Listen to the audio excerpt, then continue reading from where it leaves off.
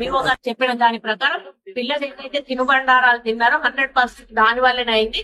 అది ఒకవేళ ఫుడ్ వల్ల అయ్యి ఉంటే స్కూల్లో స్టాఫ్ కు ప్లస్ స్కూల్లో ఉన్న వర్కర్స్ కు కూడా ఫుడ్ పాయిజన్ అవ్వాల్సి ఉండే, అది కాకపోవడం అది వీళ్ళ తినుబండారం వల్లనే ఖచ్చితంగా చెప్తాను అని చెప్పి ఆమె చెప్పడం జరిగింది. ఏదేమైనా కూడా టెస్టింగ్ రిపోర్ట్ వచ్చిన తర్వాత నిజానిజాలు తెలియడం జరుగుతుంది.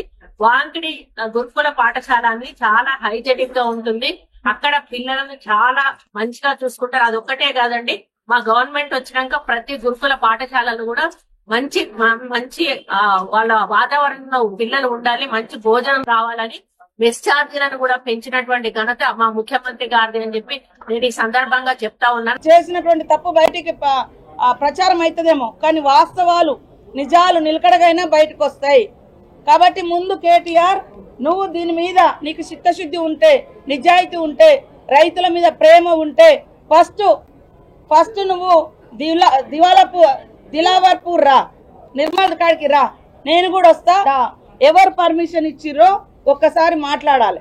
కాబట్టి ఇవాళ తలసాని శ్రీనివాస్ యాదవ్, ఆయన ఇయ్యంకుడు పుట్ట సుధాకర్ కడప, ఈ రోజు వాళ్ళ కొడుకు ఎంపీ ఉన్నట్టుంది నెల్లూరులో ఎక్కడో, వాళ్లకు వీళ్లకు అంత అనుసంధానం చేసి ఢిల్లీని ఒప్పించి మెప్పించి ఢిల్లీ పర్మిషన్ కూడా తీసుకొచ్చి ఇచ్చింది ఈ రోజు మనం చూస్తా ఉన్నాం. ఎన్ని వందల వేల ఎకరాలు మీ ప్రభుత్వంలో ప్రజల దగ్గర నుంచి గుంజుకున్నారు. కాంగ్రెస్ ప్రభుత్వం ఇచ్చినటువంటి అనేక లక్షల ఎకరాలు అసైన్డ్ భూములను మీరు రియల్ ఎస్టేట్ చేసుకున్నారు, మీకు నచ్చిన కంపెనీలకు ఇచ్చుకున్నారు. వితౌట్ గ్రామ సభ పెట్టాలనేది ఒక రూల్ ఉంటుంది, అలాంటివి లేకుండా చేసిరు. ఇలా మేము గ్రామ సభలు పెడితేనేమో అక్కడ మీ తాబేదారులను ఒకరిద్దరిని పెట్టుకొని రెచ్చగొట్టి అలా ఇబ్బందులు పెట్టి మరి అధికారులను చంపేటువంటి కుట్ర, దాని మీద మరి రాజకీయాలు చేస్తూ ఉంటాడు. కాబట్టి నీకు నీతి రీతి జాతి ఏమైనా ఉంటే, కాబట్టి తప్పుడు ప్రచారాలతోటి ఎక్కువ రోజులు మనుగడ సాధించలేరు. మీరు అనుకుంటున్నారు మేము ఏదేదో ఇట్లా యూట్యూబ్ ఛానళ్లతోటి ఇష్టానుసారంగా చేస్తే ప్రజలకు తెలిసిపోతుంది ఇది.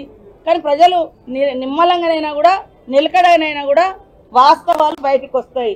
అందుకనే మేము ఆధారాలతో సహా ఎవరెవరు కంపెనీ డైరెక్టర్ మొత్తం కూడా రేపు అసెంబ్లీ జరిగేటప్పుడు స్పీకర్ ముందు కూడా పెడతాం. దీని మీద కూడా చర్చ జరగాలి. ఎవరు పర్మిషన్లు ఇచ్చారు, ఈ రోజు అక్కడ గొడవకు కారణం ఎవరు సృష్టించారు, మళ్ళా తర్వాత దాన్ని మా మీద ఎవరు నెడుతున్నారు, దాంట్లో మొత్తం పూర్తి వివరాలతో సహా మేము స్పీకర్ ముందు చర్చకు పెట్టడానికి సిద్ధంగా ఉన్నాం. ఈ రోజు మీకు నిజాయితీ ఉంటే మీరు దిలావర్పూర్ పోయి అక్కడికి వెళ్ళి ఆ గుండాల దిలావర్పూర్ ఆ ప్రాంత రైతులతోటి మాట్లాడడానికి మీరు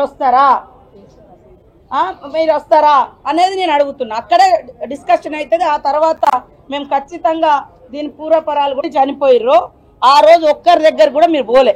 కనీసం ఇప్పుడైనా ప్రతిపక్షంలోకి వచ్చినావు కదా, ఈ రోజు పోండి. మొన్న వాంకడి ఘటనలో మా మంత్రులు నలుగురు ఫాలోఅప్ చేసినాం, నేను కూడా ఫాలోఅప్ చేసిన. మా దామోదర్ రాజనరసింహ గారు రెగ్యులర్ గా అక్కడ హెల్త్ మినిస్టర్ గా వారు ఉండి ఎప్పటికప్పుడు అందుబాటులో ఉన్నారు.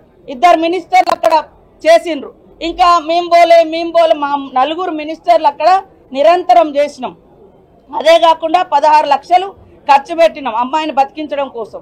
మధ్యలో అమ్మాయి అంటే కొద్దిగా కోలుకున్న తర్వాత సడన్ గా మరి హార్ట్ స్ట్రోక్ లాగా కార్డియాక్ అరెస్ట్ తోటి మళ్ళీ కోమాలోకి వెళ్ళిపోయి చనిపోవడం జరిగింది. అయినా కూడా మా యొక్క ఎమ్మెల్సీ దండ విఠల్ గారు మొత్తం అక్కడ కాపలా ఉన్నట్టుగానే ఉండి పర్యవేక్షణ చేయడం జరిగింది. మరి హైదరాబాద్ నిమ్స్ కంటే ఇంకా అత్యున్నతమైనదైతే నిమ్స్ మన అందరికీ అత్యున్నతమైన హాస్పిటల్. దాంట్లో మేము ట్రీట్మెంట్ ఇచ్చే ప్రయత్నం చేసినాం, 25 రోజులు ప్రయత్నం చేసినాం. అంతిమంగా సరే కొన్ని ఇబ్బందులతోటి ఆమె చనిపోయింది. అయినా కూడా మేము అన్ని రకాలుగా ఆ కుటుంబానికి భరోసానిచ్చినాం, ఆదుకుంటున్నాం. కానీ మీ హయాంలో ఒక్క పిల్లగాడు చచ్చిపోయినా, ఒక్క అమ్మాయి చచ్చిపోయినా ఒక్క రోజున మీరు బయట పెడతాం.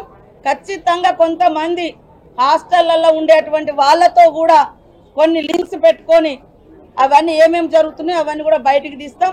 ఆ అధికారులు ఎవరైనా అట్లాంటి వాటి కుట్రలకు తెరలేపితే వాళ్ళ మీద క్రిమినల్ కేసులు పెడతాం, సర్వీస్ నుంచి కూడా రిమూవల్ చేస్తామని కూడా ఈ సందర్భంగా హెచ్చరిక చేస్తాం.